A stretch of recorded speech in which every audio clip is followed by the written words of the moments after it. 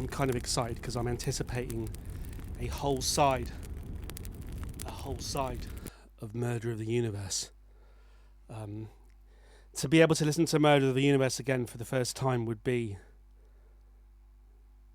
almost be like, I was going to say Jim, let's just say some random person. It'd almost be like some random person fixed it for me. Here we go. Come on, excited. The winds howled like ravenous wolves, clawing at the mansion's windows and doors. The sky had turned a murky shade of death, as if the clouds themselves were infected with the poison of a dying planet. The humans inside the mansion toiled like frenzied ants, their hands trembling as they performed ancient rituals in feverish synchronicity.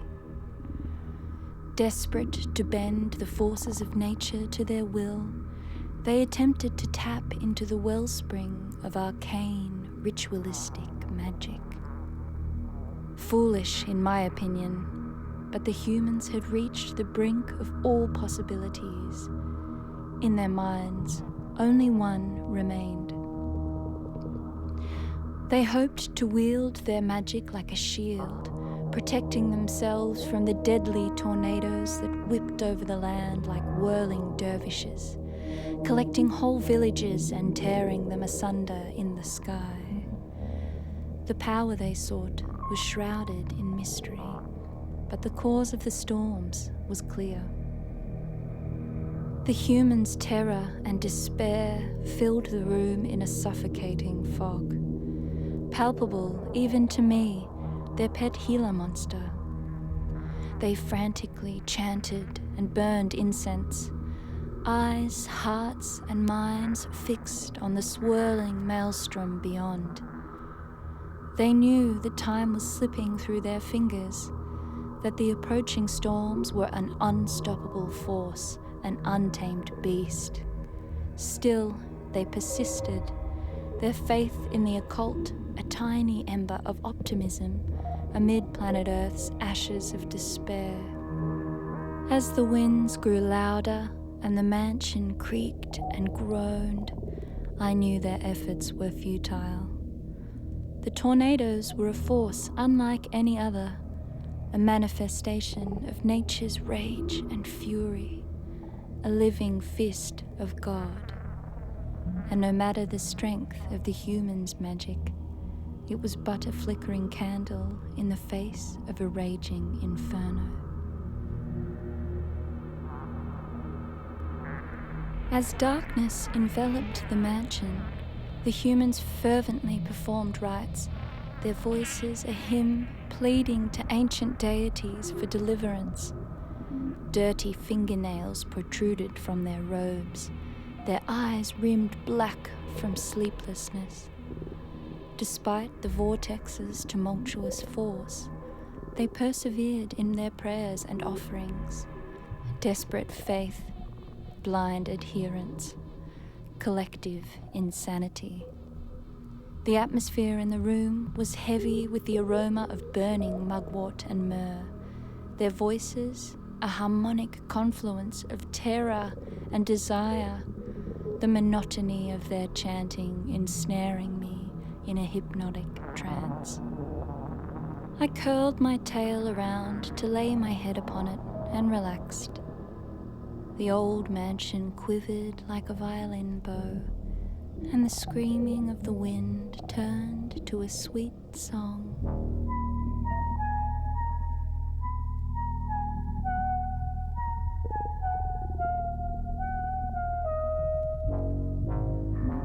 As I lay in a fog of unconsciousness, my eyes locked with the house cat, Beowulf, who had been quietly watching from his perch atop a stack of sacred texts. Through the smoke of the mysterious herbs the humans were burning, Beowulf gave me a conspiratorial wink. Before I could decipher the enigmatic gesture, Beowulf stumbled and knocked over a candle, causing the flame to pirouette in the darkness. The humans seemed oblivious to the spilled candle, their focus fully absorbed in ritual. Eyes fixed on the altar, and hands moved with graceful purpose as they wove their spells. But as the fire's tendrils creeped across the room like a snake roused from its slumber, it became clear that something was awry. The flames licked and hissed at the corners of the room, the fire's hunger and intensity increasing with each passing moment.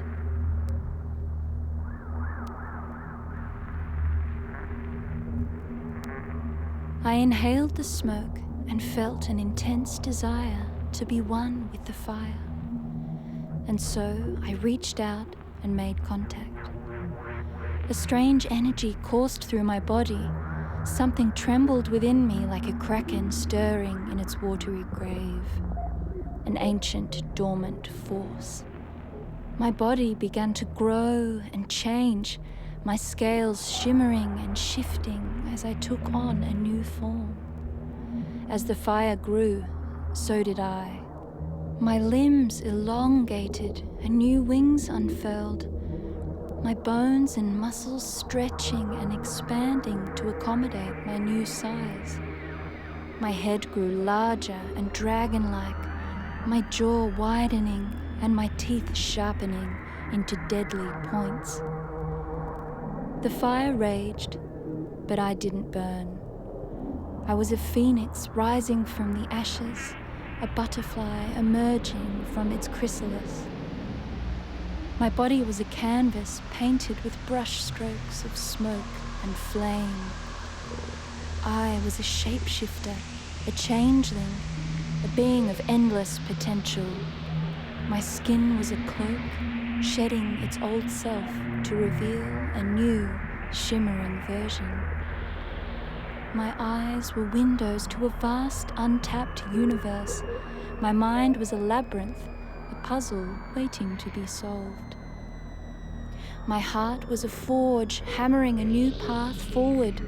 I was a being of fire and magic, a being of transformation and renewal, a rip in space-time, born again, a force to be reckoned with, a being beyond human understanding.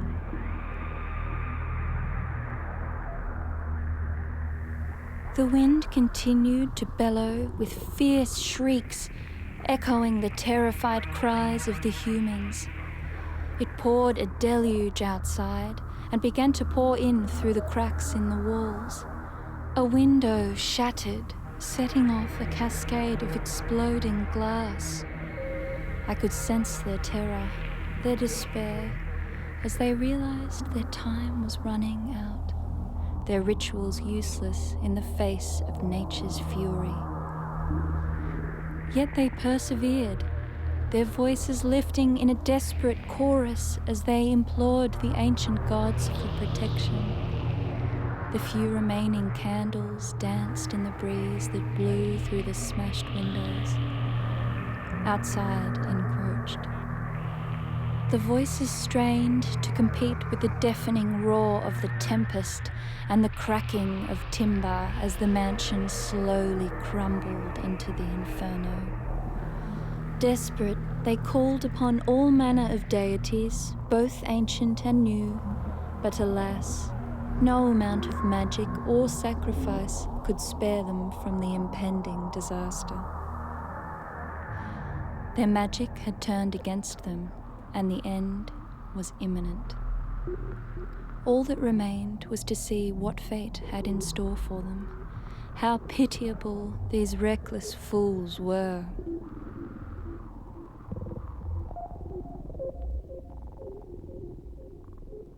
A carnal groan echoed in my belly as I felt a primal urge to feed.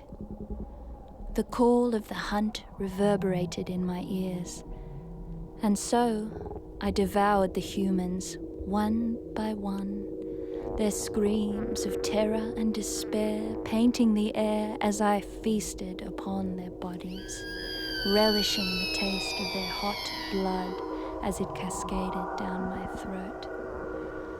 I tore flesh, I crunched bone. Death for the humans seemed to be a concoction of fear, hopelessness, and relief. Beowulf, too, was devoured, reduced to a charred tangle of fur. As I grew larger and more formidable, my hunger intensified, fueled by the ancient memories of my ancestors that stirred within me. With each bite growing larger, I transfigured into a dragon. As I consumed them, their shadowy enchantments flowed through me, imbuing me with vigor and vitality. I was no longer a mere pet, but a being of fearsome power, commanding respect and awe. The dragon. The humans, fumbling infants toying with powers beyond their comprehension, were nothing more than sustenance for my insatiable appetite. The corpses of my prey accumulated around me. I knew myself to be invincible, my path unchallenged.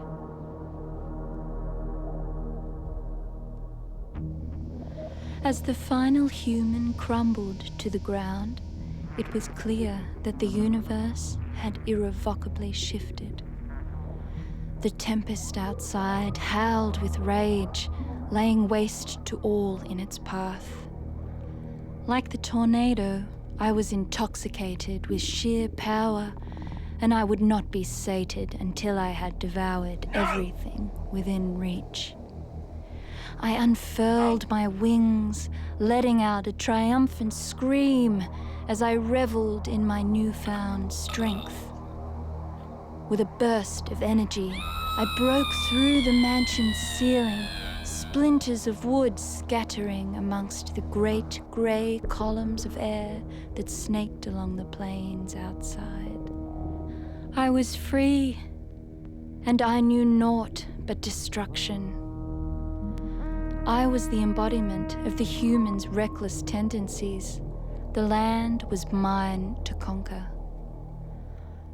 I set out into the devastated world, my senses heightened and my hunger driving me forward.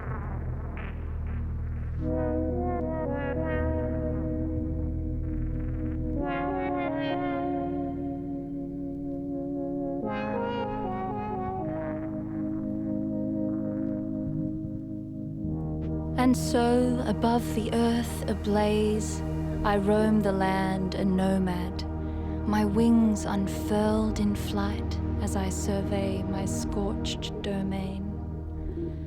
The horrors I unleash haunt the world like a ghostly presence. I am little ruin. children of Stonehenge. I am pandemonium. I am sorrow.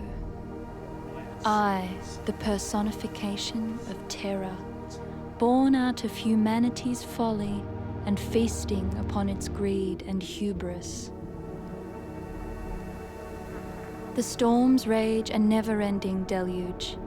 The fires burn with devastation and magnitude. I set the kindling, and I fan the flames. The few remaining humans can only hope to hide and wait for the storm to pass. But there is no escape from me, and the storm will never pass. I am everywhere. She's everywhere. I am the reckoning. She's the reckoning. I am the dragon. She's the dragon. Coal black cloud chokes the earth. Wow. My flame is the only sun. Yeah. One by one, all of the living creatures of planet Earth will make their journey to the land of the dead. Wow. Until I am the last one standing.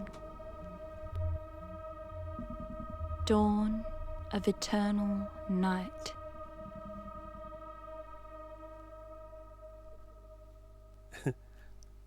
Wow. That was great. It wasn't Murder of the Universe at all. But that is a sexy voice. And she took what could conceivably be interpreted as a kind of sixth form teenage load of nonsense written on a page of A4 with a biro.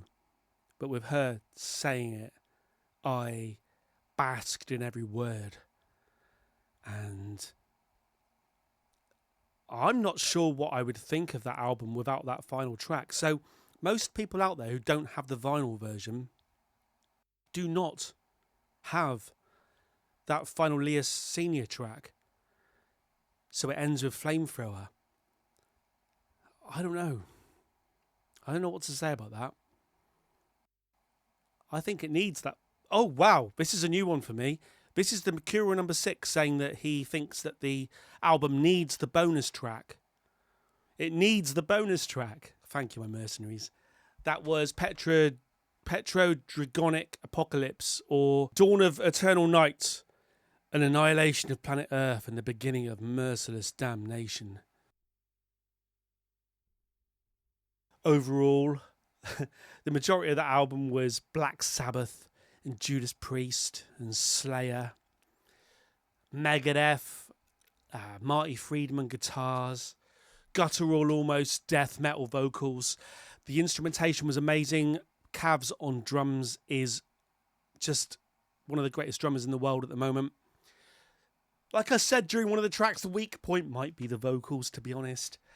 You've got someone who does like garage band surf rock and he's just putting his hand to everything.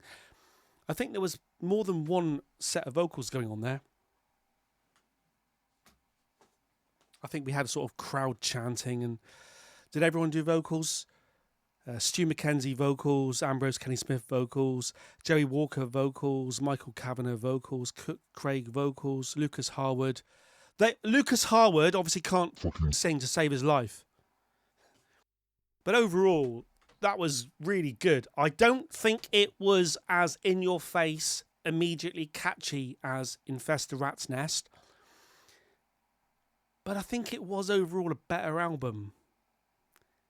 Fuller, more of a punch in the face. It's up there, isn't it? It's up there. I think I'd need to listen to it more than once to get an idea of where it is in relation to the other albums, but I'm liking King Giz's heavier side. Yeah, I am indeed. Maybe it's the whiskey talking. There you go. So this is a new one on me. Freeze your whiskey and then drink it. Until next time, please join my Patreon. The people who are already on my Patreon know that they can now talk to me directly and they can influence what I do with my life. We're in it together. We are in it together. Okay? Yeah, we're in it together. It's weird. It's a little bit weird to do this for nothing. Pay me some money, you cheap motherfuckers. Until next time, over and... have I got anything else to say? No, over and...